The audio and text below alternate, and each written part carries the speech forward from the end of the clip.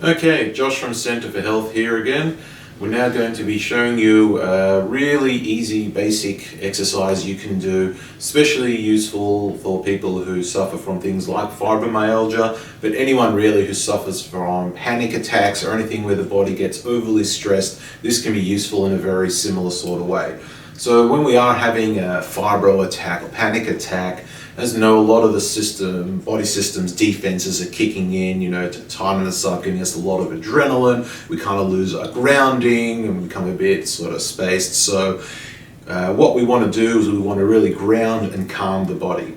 So these exercises, again, like I said, quite easy, because when we're in that sort of state, we're not going to be able to think about complex things so easily. So all you need to do, you can do this either sitting or standing, whatever's more comfortable for you.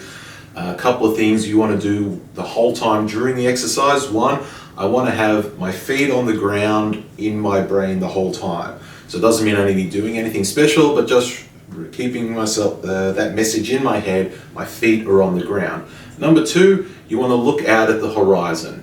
So we're not looking down here, I'm not looking up, it's sort of straight out, imagining that horizon. If you think, when you're at the beach, you can see that far out horizon. So you're sort of looking out and into the distance.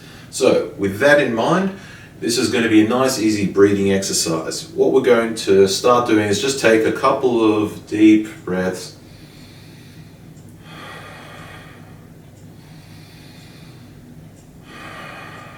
Just getting a sense of what your breathing is like. At the time, it might be really hard to do that, especially if you're quite panicked. Doesn't matter if it is, just keep going with that. Next thing I'm going to do is divide the torso into 3 sections: upper, middle, lower. And we're just going to spend time thinking, I'm just going to now breathe into the top third. Doing that for maybe 30 to 60 seconds. Doesn't matter if it's perfect, if a little bit is happening in other areas. The point is, my intention is really clearly to breathe into that top third.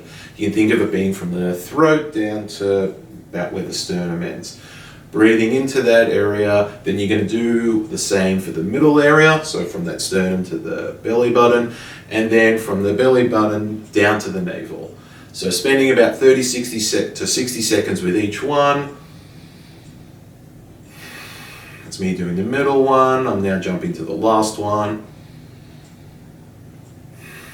And you probably notice that one of the 3 is easier, one of the 3 is harder.